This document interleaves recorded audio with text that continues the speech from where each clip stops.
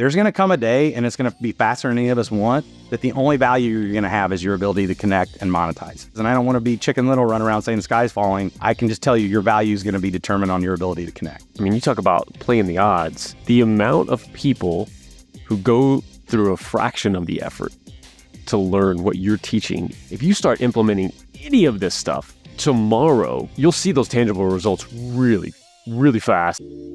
Welcome to Strategy in Action, where we reveal how industry leaders build real market gravity, the force that naturally attracts opportunities, partnerships, and profits. You get raw insights, proven frameworks, and strategies that actually move the needle in your business. Let's get started. Welcome to Strategy in Action. It is great to be getting these episodes out here once again. I'm bringing an episode today with my good friend, Joe Blackburn. This is the second time he had appeared on Strategy in Action. And this is actually before we jumped in and created 18 plus episodes of Sales Assassins together, which was an absolute blast. And now we've actually launched a new show called The Lion's Edge, where we're jumping in each week and digging into these really high-level concepts that he walks his members of the Lion through.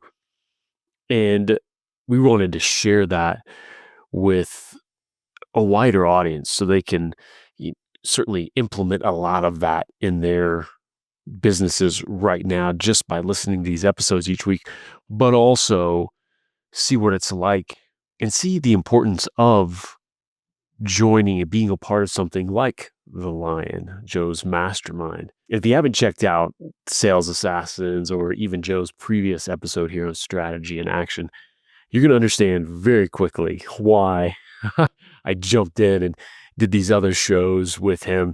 It's just a blast to dig into these concepts with. And I mean, to say that he knows his stuff when it comes to business and coaching and the human aspects of all of this stuff as well is quite an understatement. So let's jump in with Joe Blackburn. Mr. Joe Blackburn, welcome to the show. Hey man, how are you? Good to see you again. Absolutely. Yeah, I should say welcome back to the show. So glad to have you on again. This is awesome. Yeah, I'm excited to be back. We reached back out knowing that, you're a great audience, great interviewer. So I feel like I'm right at home. Just like I just came home. Perfect. So. I love it. You've got so much going on. And as we do, it's one of those like conversations we've been having for the last 15 minutes. There's like, why weren't we recording all of that? Because it's golden. So I'm excited. If you see our energy up already, it's because of that. Like, we know this is going to be a great one. And I want to give folks, some geography now, since the last time you were on and everything. You've just done a phenomenal job. You said you're at 5 years from Merrill Lynch and corporate and all of that. You went out on your own and everyone thought you were nuts. But describe these last 5 years and kind of a scope of where you are now. Sure.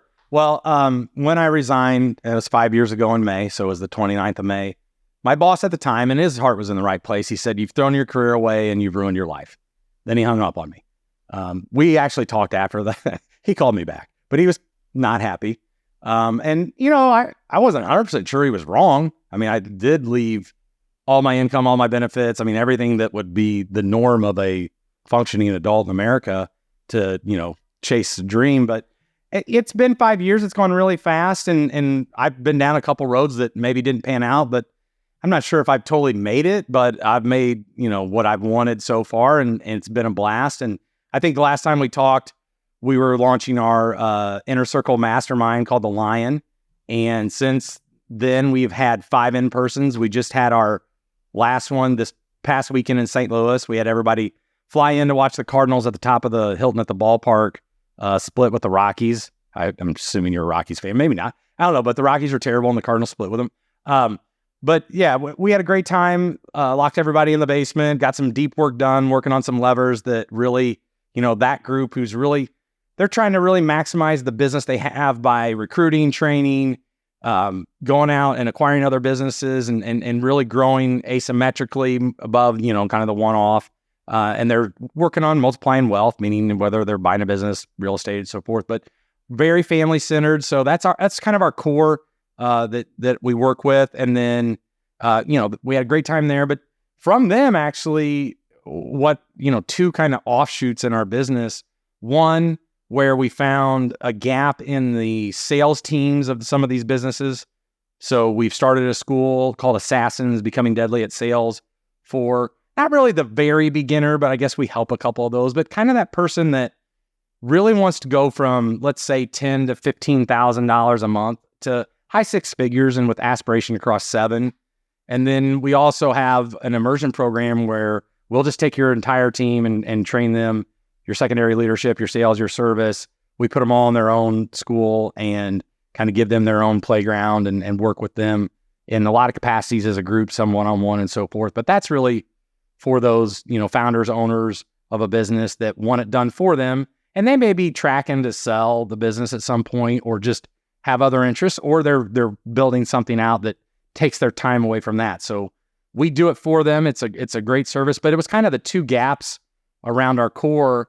And we've had great success on both sides and really maintain the integrity of the inner circle. I've always told them that we're not going to turn this into a cattle call and have a bunch of speakers and make it a concert. It's really about getting together, putting each other in the hot seat, sharing best ideas. I coach them a little bit one-on-one outside of it, but it's more about that mastermind, super conscious.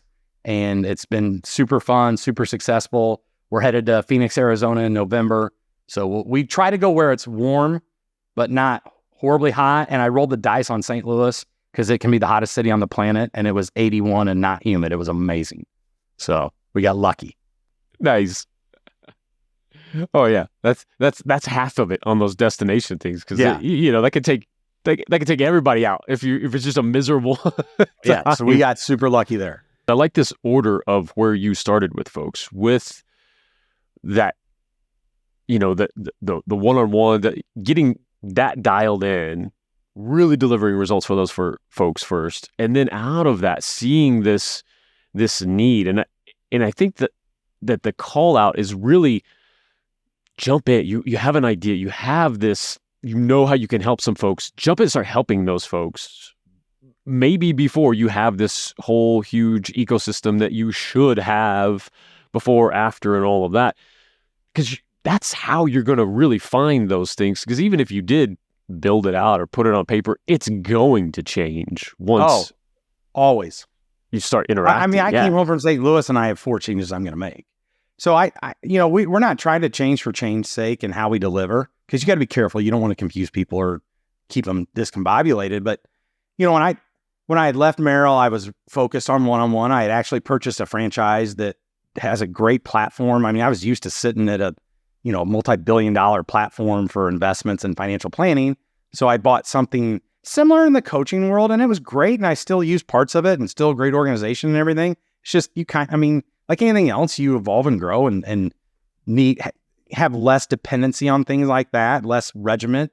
But, one-on-one, so I think, and it doesn't matter what industry you're in, you don't start at the top or at the, the pinnacle. You've got to prove that you can do it at all levels. And, I think there's maybe I'm being cynical, but there seems to be an awful lot of experts online that have never done anything and never coached anyone, gotten results. I have witnessed that. I'm just saying.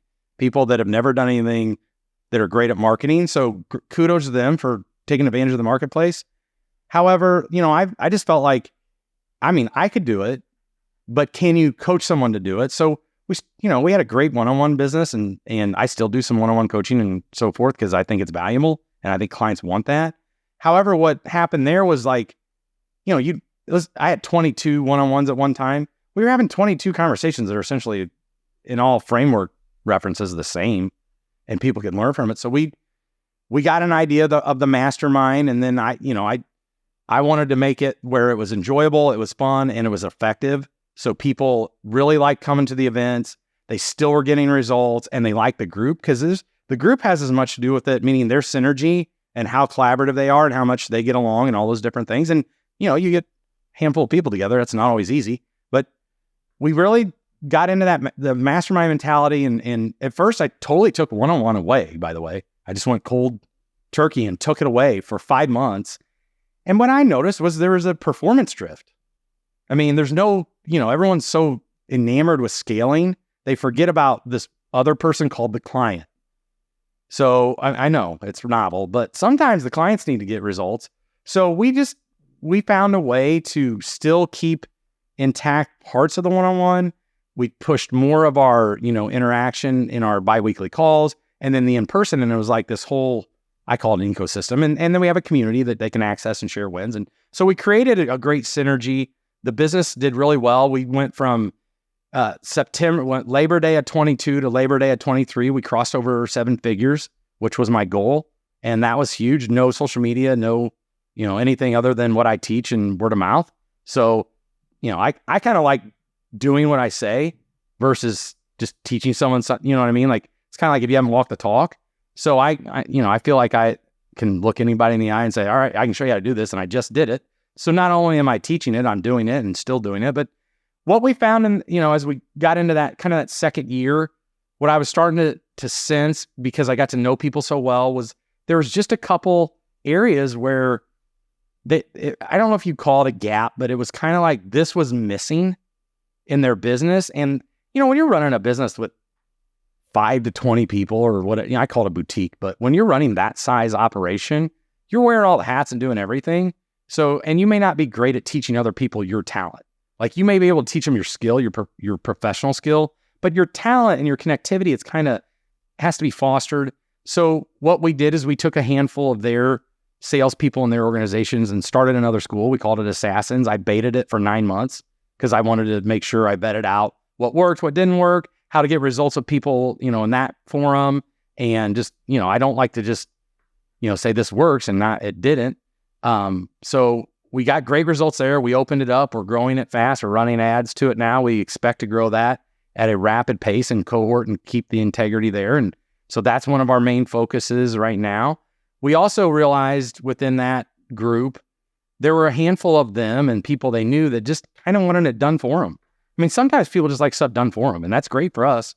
So we started an immersion where you can just take your whole business and plug it in to our different school platforms. And then we work with the founder and do accountability and metrics and all that. But we really take on the training and development of we call it, second tier management, their sales force. And then there's, the most neglected person in any business is the one that handles all the incoming phone calls, or what I call the service team. They're the ones that no one pays attention to. It's kind of like, just do it, make your hourly wage. So like we knew that from where I came from at Merrill, we had what were called client associates. They were doing all the work. So I started a school for them. It's called the Whirlwind Warriors. And they get together and collaborate and commiserate because it's an outlet to talk about they deal with a lot of stuff. So we built that out. It's been really good. And we again took some of the people's, staff and so forth from the inner circle, the middle, and put them there. So right now, there's an ascension with us where if you come in as an introduction or through traffic or whatever it is, you need to really master the art of word of mouth and try to get to close to 7 figures. Then once you get there, if you want to come into our inner circle, that's not an automatic, by the way.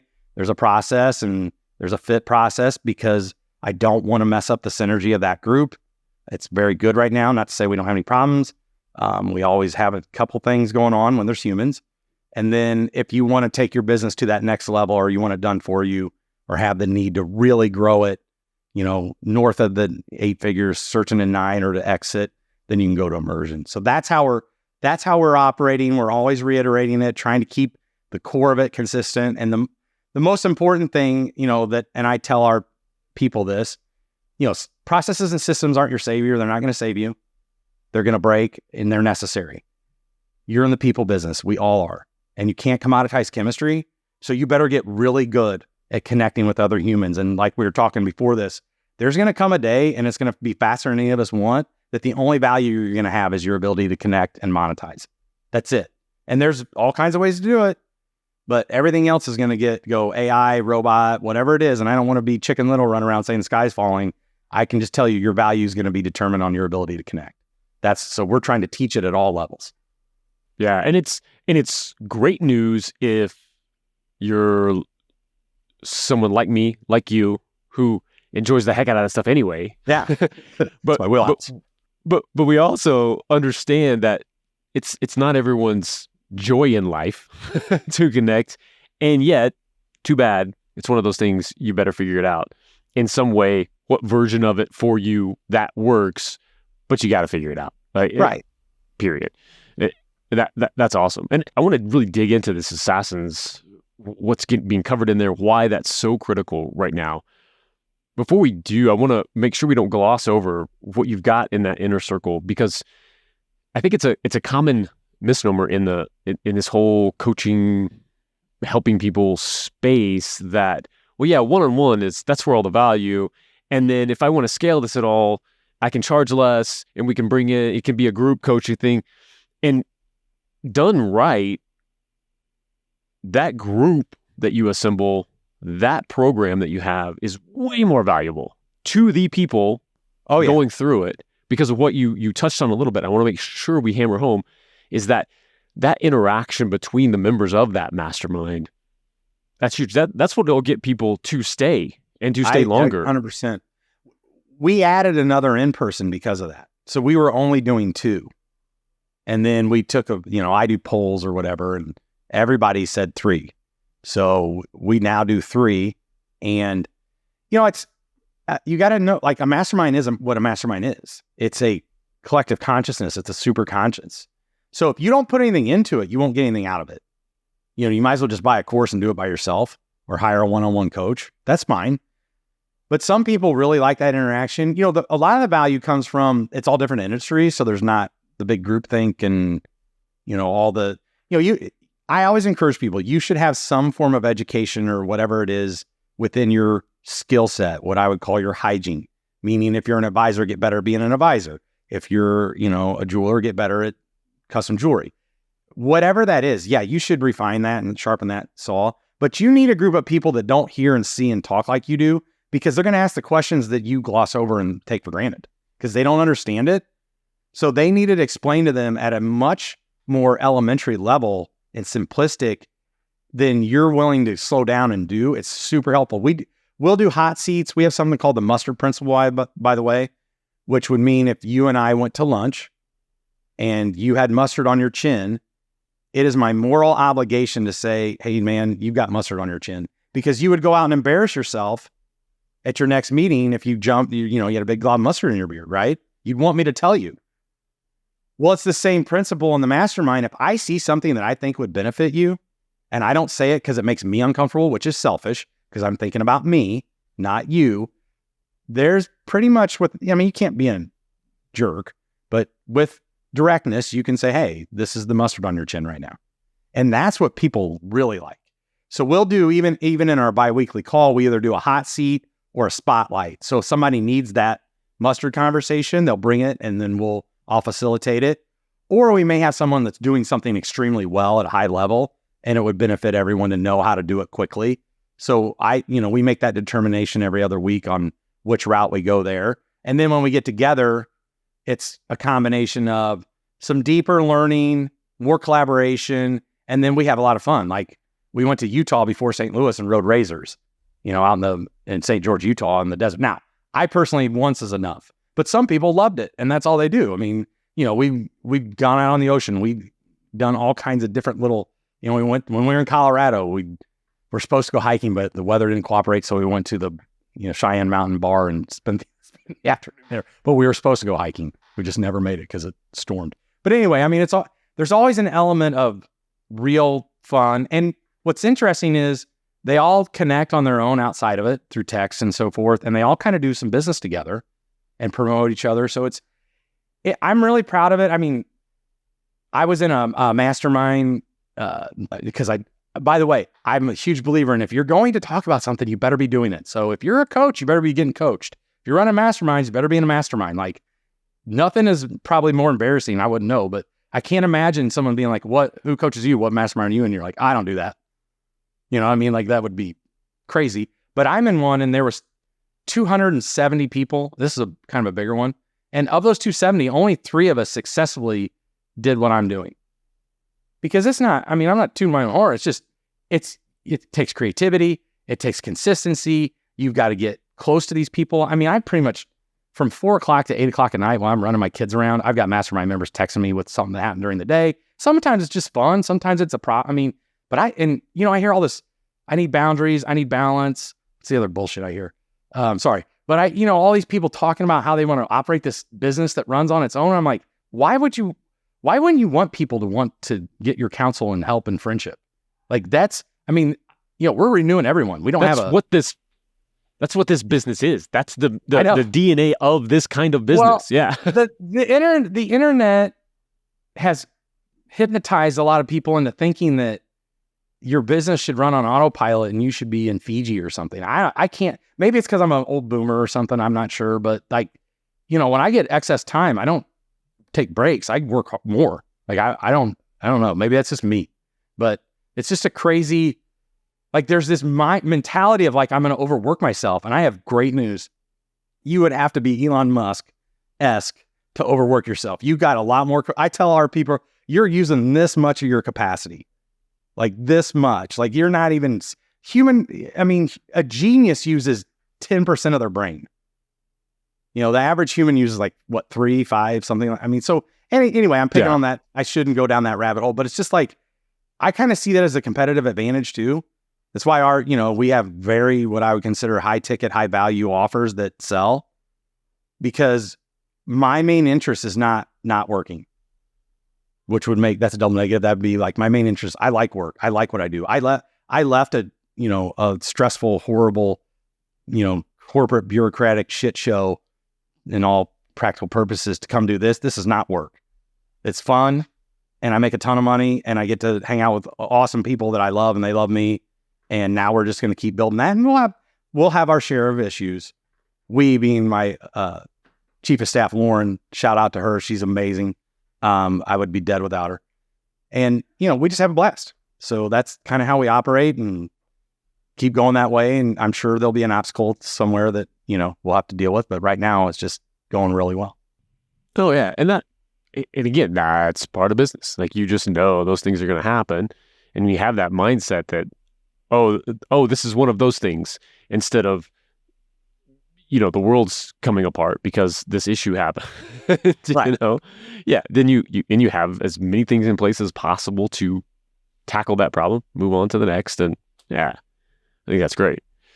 I want to dig into this Assassins program that you've got, because it sounds just phenomenal. And it's such a great, it's such a needed thing out there. And I think you are in this challenging spot. You kind of touched on it a little bit in our conversation, because it is this kind of in between. It's not this beginner stage that, I don't know, I think a lot of, that's where so much of the content out there is, make 10 grand a month, so you've got somebody who's never done anything and that's their first, they want to get to that point. But this is that, they're a little beyond that.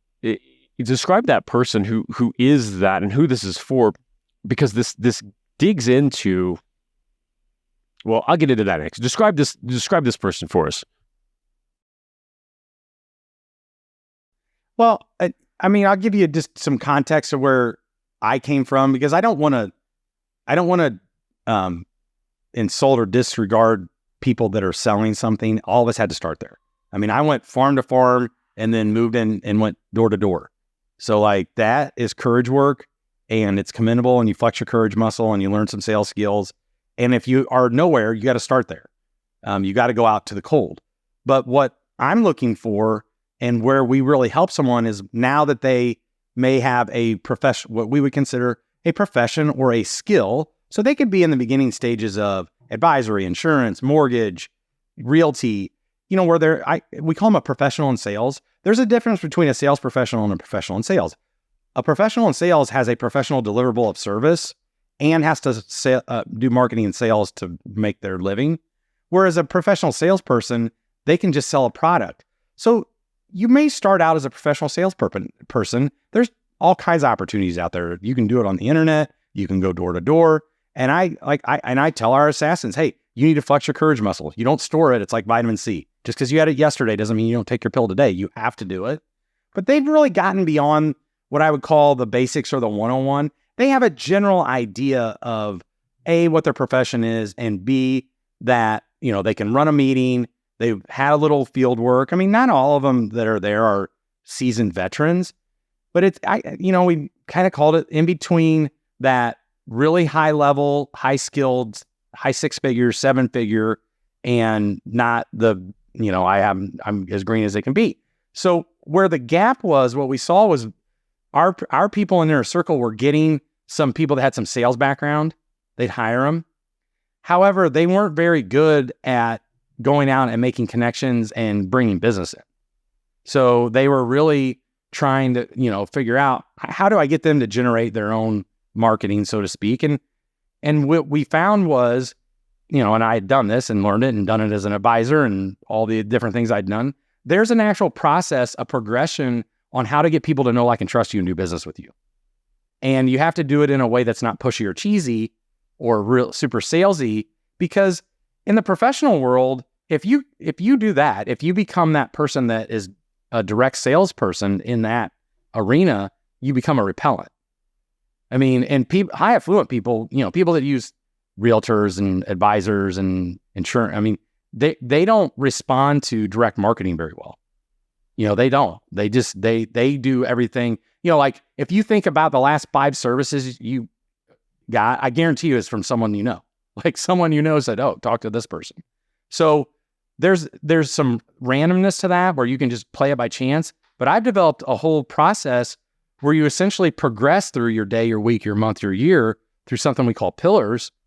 And you learn some invaluable skills in the meantime on how to connect with people and how to make you the product. Like, you are the product. The way you dress, the way you act, the way you look, you're judged in a nanosecond. I'm sorry, that's America and probably the world.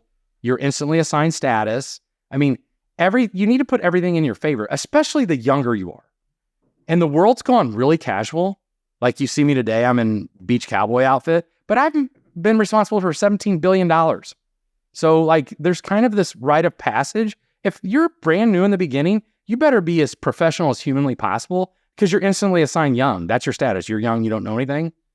And I think they see these older, professionals they don't have their tie on, or they're not dressed professionally, but they've been doing it for 30 years. Like, you're not them.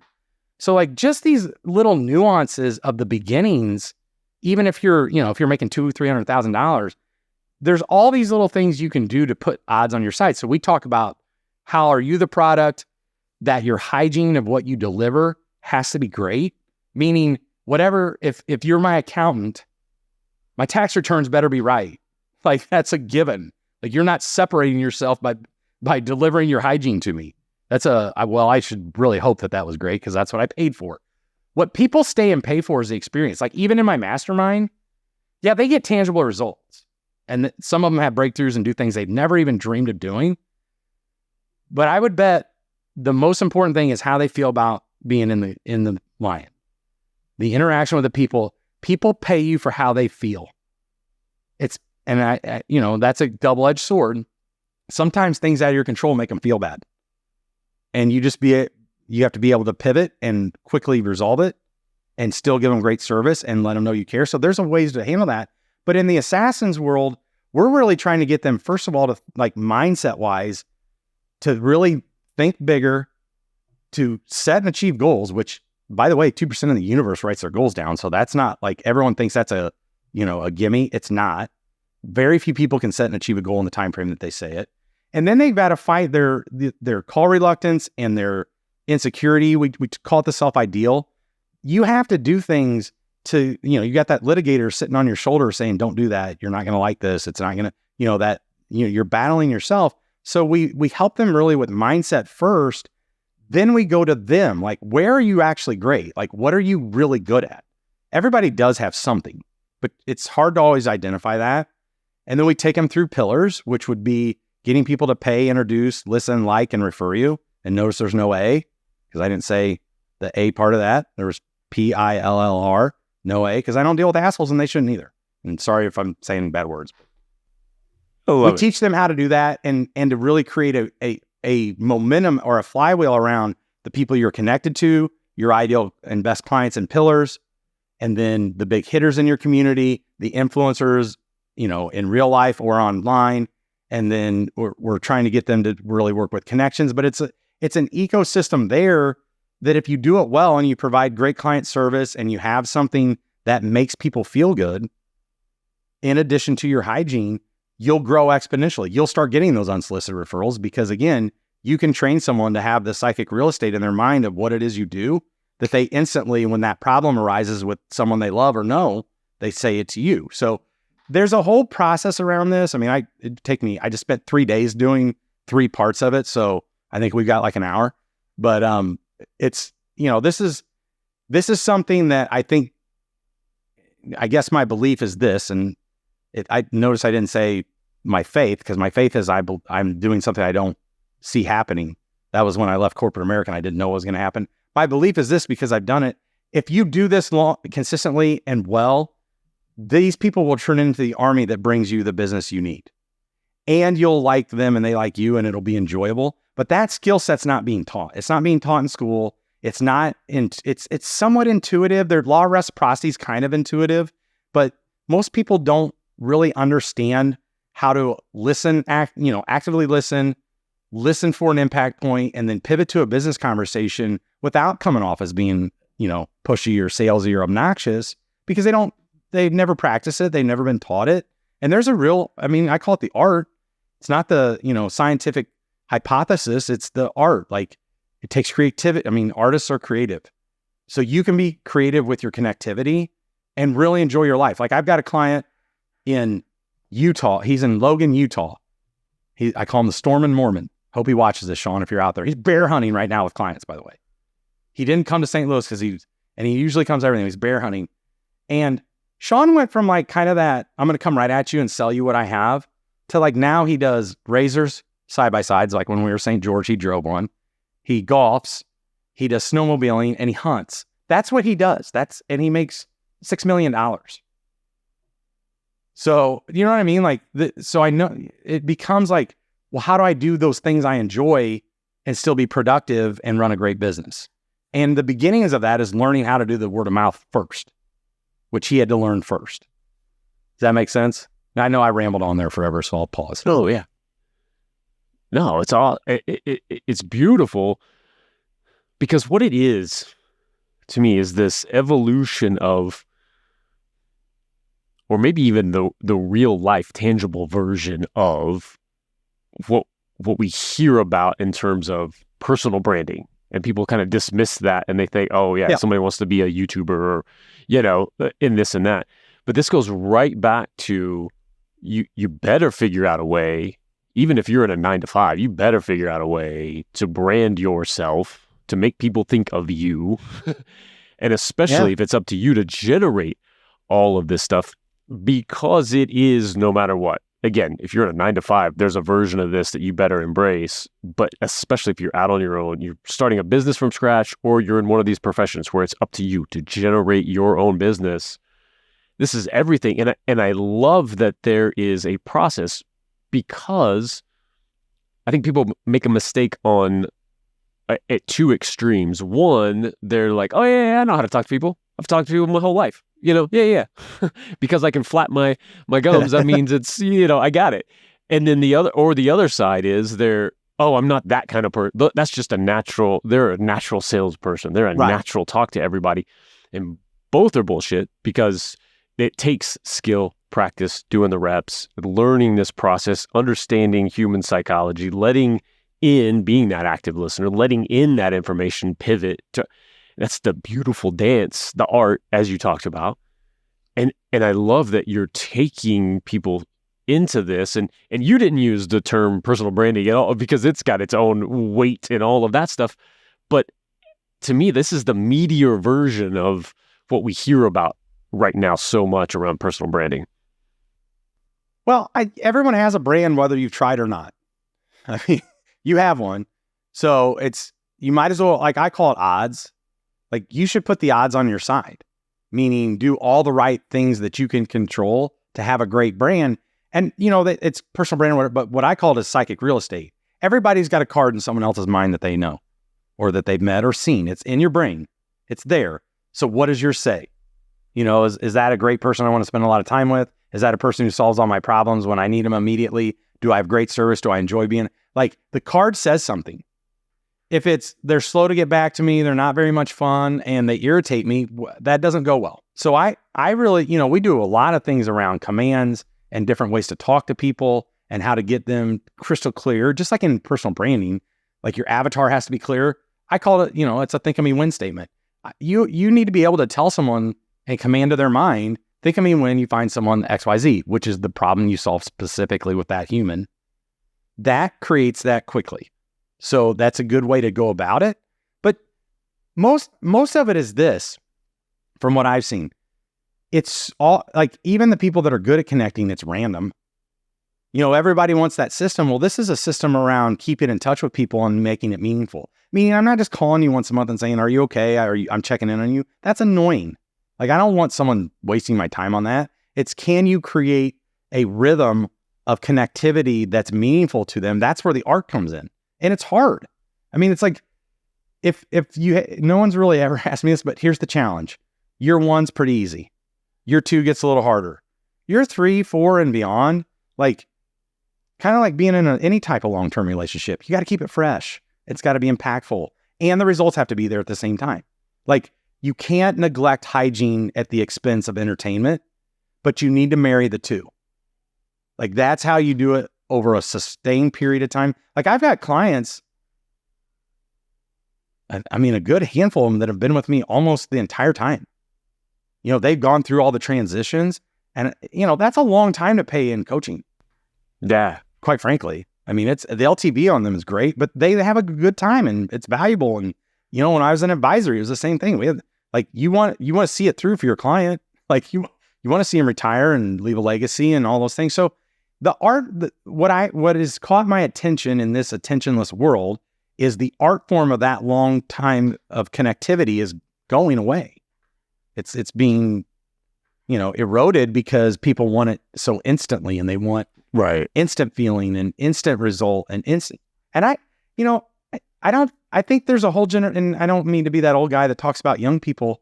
I think there's a generation out there that's kind of seen the ones in front of them are like, I don't want that. I want to be valuable. And this is a way to learn value. So we've actually talked about how to deliver to them. And that's a whole nother topic for another day, but I just, with everything going on, that being able to really connect with other people is invaluable in my mind. And we teach 15 invaluables, like sequence these and get them down, and you can go anywhere and do anything.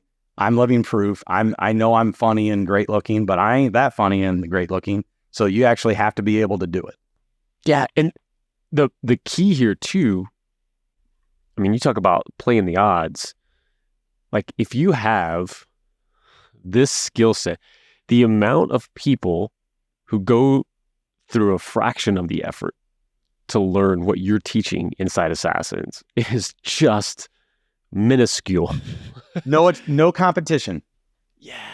And that's, that should give everyone hope and wow. And okay, let me take this on, because they don't have to look at the whole, I have to become this and in 5 years and all this stuff. Like, if you start implementing any of this stuff tomorrow, you're going to start seeing little movement, a little increment, like, oh, wow, you're going to have that better conversation. You're going to get that extra, phone call coming to you because of something you put out, and all of these things. Like, you'll see those tangible results really, really fast. And then you grow and build them, and again, keep that going over time. Yeah. We call it the flywheel of people. Like, just, like, the exponential reach around other humans is pretty vast. And everybody, I mean, they proved that in that 6 degrees of Kevin Bacon or whatever. Everyone's connected somehow. There's some connectivity. LinkedIn's a good product of that. There's some form of connectivity across all geographies. Now you just got to make it real. Like, I'm not connected to 8,900 people on LinkedIn. I'm just not. They may know who I am, but you know what I mean? It's just, it's been pretty interesting. We've loved it. We're getting great results. I think it blows the minds of some of the people that are in it, that, they're getting in front of people they never thought they could or would. So that's been really exciting to see them. Like, we post wins on Wednesdays. Wins are for Wednesdays. And just, you're seeing people that are doing multi-million-dollar deals or getting in front of clients that they couldn't. by using what we're teaching. And the part I love is seeing them do it. That's what I thrive on, is when they do it and it's like their win becomes my win. That's why I got into this business, by the way, too, because I can go out and get my own wins all day long and they're kind of like, eh. But But yeah, when it lands, like that's the juice, right? Seeing that in somebody that's why else. you consult or coach or whatever it is we do. I don't know. I call myself a non-equity partner. I don't know. But yeah, that's why you do it, because someone else is winning based on your influence and your input, which is awesome. But yeah, I think we've painted this picture of who needs this. But if someone's figuring this out, they're like, oh man, I can tell I need that. I need what Joe's laying down right now. How do they get in touch with you? And even if you have a more refined, like, hey, if you're going through this, back to that networking question, when does someone need to pull that trigger, reach out? Hey, this could be for me. When is that for them? And then how do they do so? Well, the best way to get a hold of me, and it's the easiest, is realjoeblackburn.com. And I have a click or blink, come in here and have conversation. And that's great. And I teach a lot of inadvertent sales. So, you're not going to get on and get into some closing situation. If what I do is something you like and it's a fit, we'll talk more. And if you're wondering like, well, is this something I should do? Or like, where am I in all this? I think about it this way. If you are comfortable in any shape or form, you probably need to get a hold of me quickly, because that's an indicator of a problem. Like if it's a pandemic of just complacency. So if you're feeling comfortable in your sales life and you're making a couple $100,000, let's talk, because I'll wake you up to what the next 10, 15, 20 years is going to look like. And whatever you think you're going to need, and I don't care what that number is, you might as well add a zero to that. So I think there's like people are like, oh, I'm making 200 grand, I'm making 300 grand. I'm great. No, you're not. You're going to starve to death and eat bugs. So just mark my words. And I know that's scaremongering, but just look around. If I'm wrong, prove me wrong. So that's, if you're kind of in that complacency trap, you've done okay, but you've got more, you've got like gap to potential, we should talk. And then if you're really hungry and you're coming out of that $5,000, $6,000, $7,000 a month, and you want to go to a big number, this is the time to do that, because this can be built with sweat equity. This isn't one of those things where you got to dump a bunch of cash in or something like that. You just have to know how to get out and get into your community and do the right things and give in the right way and network the right way. Networking is one letter away from not working. I've seen a lot of professional not workers. They never get around to business, or they repel everyone. So there's an art to that. So if you're in that, like, I'm serious now. I've gotten past the I'm going to get fired stage. I've got some stability, but I really want to take this to the next level. That's who this works for. And you've got to want to work hard, because there are no easy routes in this game. None. It can be fun though. It doesn't have to be miserable. It can be fun. So I'm really looking for, it's kind of like that twofold. I've kind of got two people in Assassins, the restarter that went through a little complacency skid, and then that person that's like, I want to be a big time, professional in my game. I love being around people, and I want to make a lot of money and do a lot of give back, because you can't take it all with you. But it's kind of those two camps, like, restarting or coming out of I don't know. I found this when I was 42, I left corporate America because the questions in my mind were like, why in the hell am I doing this? Like, what am I doing? Like, why am I spending my time here? This is misery. And I'm not even making that much money, and I'm working my ass off, and I'm responsible for billions of dollars. And so I kind of have that moment. You start having that moment, like questioning what it is you're doing. If you have any of that, but you're complacent, let's talk, because I'll help you. And if you're someone that's very aspirational or has to make some, big adjustments, talk there as well. Does that make sense? Yeah, big time. That's great. And I imagine you attract this type of person, as you've kind of described, but you very much are, which is, this thing is fun.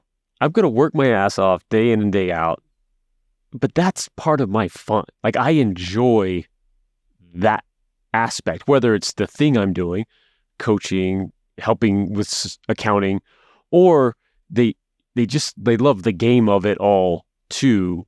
And they have that little, I know I could be better at this. I know I could be. And there's this beautiful blending, I think, of fun and work your ass off. And it doesn't have to be this, oh, well, that's this, you're working too much or you're this or that. You got to fight out. But it's this, no, I'm not, it's not detrimental to my health because Correct. It's fun and that you're enjoying it. And, but you're doing it in a way so that, hey, if tomorrow it's not fun anymore, or, not to treat it like just like, oh, I don't want to do that. But if you need to pivot, if you need to move, you're actually building something. So you have those choices. You have that freedom in life that you actually can. Yeah. I mean, I've taken it across different jobs in the same organization and built different companies with it. If you get the invaluables down, like I said, you go anywhere and do anything. It's hard to believe, but at one point I was like, I looked at my partner at the time. I'm like, dude, I cannot eat another steak tonight.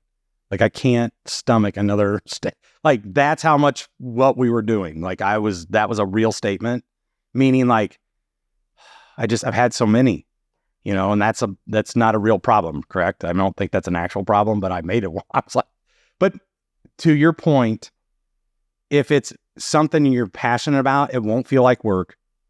You won't need vacations. And if you do take them, you'll be doing what we teach and meeting other people that probably need what you have, and you can pivot to those business conversations and not feel like it's taken away from what you're doing. So I just had a kid in our Assassins go on a cruise, and he got 3 life insurance apps. He posted it. So, he was on a cruise and never met any of those people. It was amazing. So anyway, yeah, it should be a lot of fun. That's awesome. Or don't do it. Joe, thank you so much for being on here. This has been an absolute blast. I am so excited for you, just the evolution, and for everybody going through these programs with you. I imagine it's nothing short of life-changing, to be able to tackle these things. Well, it's changed my life. So I love it. I appreciate the time. And hey, man, anytime I'll talk. Great. Thank you. Fantastic. We'll see you all next time. Thanks for joining us on Strategy in Action. Remember, true industry leaders don't chase opportunities, they attract them. Want to build your own market gravity? Visit MediaLeadsCo.com. See you next time.